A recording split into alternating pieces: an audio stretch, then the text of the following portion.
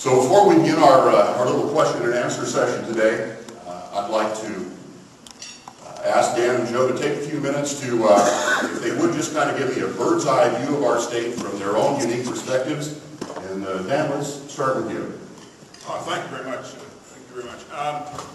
Well, obviously the state of California isn't very good these days. Here we are mired in the worst recession since the Great Depression. I used to write about the worst recession since the Great Depression in the early 90s. Now we've got one that's even worse. Unemployment 12.5%, which means we've lost about 1.3, 1.4 million jobs in just the last few years. And the economists tell us that there's no particular light at the end of this tunnel, that we're looking at double-digit employment under the most optimistic viewpoints, that's from UCLA, at least 2 more years. And so the economy isn't good. It's reverberating through everything, retail sales and everything. I noticed that a few minutes ago that 3 years ago we were selling 2 million new cars a year in California. Last year it was about 1 million. That's the lowest level since 1975. We only had about 20 million people in California, 22 million people. So it's reverberating throughout the economy. What began with the housing meltdown is reverberated through. There's a new poll out this morning from the field poll. I'm going to read you a little bit of the story about that poll that was in the Sacramento Bee this morning. The wonders it says that 93% describe the state as being in bad economic times. 9 in 10 Californians say unemployment is a very serious problem. The highest level ever recorded by the field poll, which has been surveying California since the 1940s. It says that Californians are profoundly, even historically pessimistic about the state's economy, their personal finance and job opportunities, and have little faith that prospects will improve anytime soon. That's pretty grim when you think about it.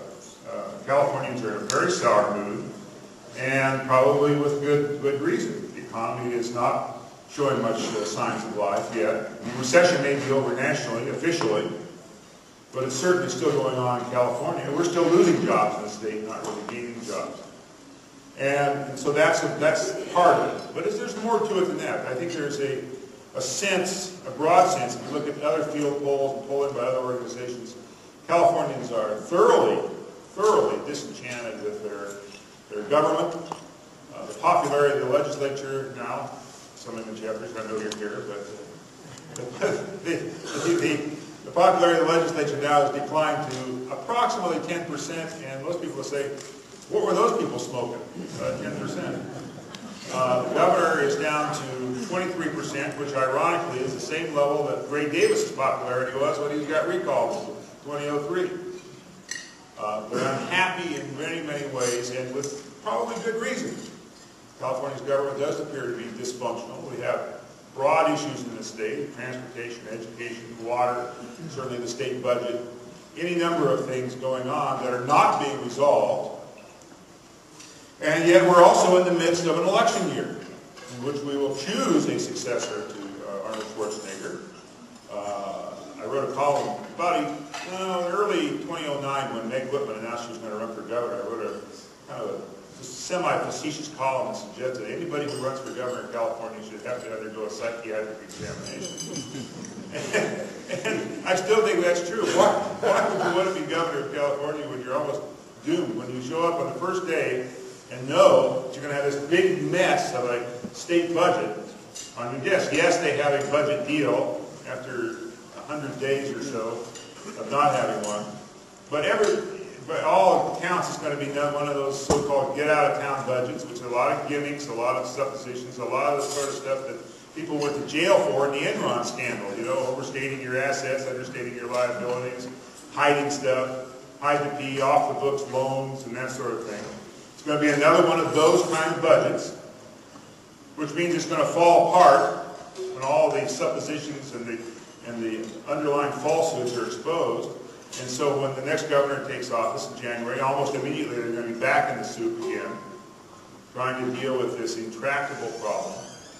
The general fund, the baseline general fund budget of California, that's if you finance everything that's in the law, it's about $105 billion a year, maybe as much as $110. baseline revenues in California right now are about $80 billion. A few more dollars this year because of temporary taxes that will start expiring very soon.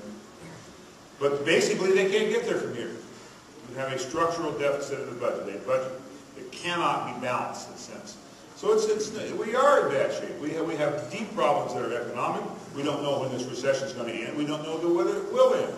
If the rest of the country comes out of recession, really comes out of recession, not just officially, but in reality, we start seeing lowering unemployment rates, rising business activity in the rest of the country, and we find ourselves in the select company of Michigan with a persistently high, kind of a semi-permanent recession, then we'll know something is really out of whack in California. And I think that's a very strong possibility. As the rest of the country starts dropping into single digits and middle digits, 5, 6, 7% unemployment, and we're still going to be up there at 10, 11, or 12%, then that should tell us that we have something structurally wrong in our state, and we better start really worrying about the future at that moment.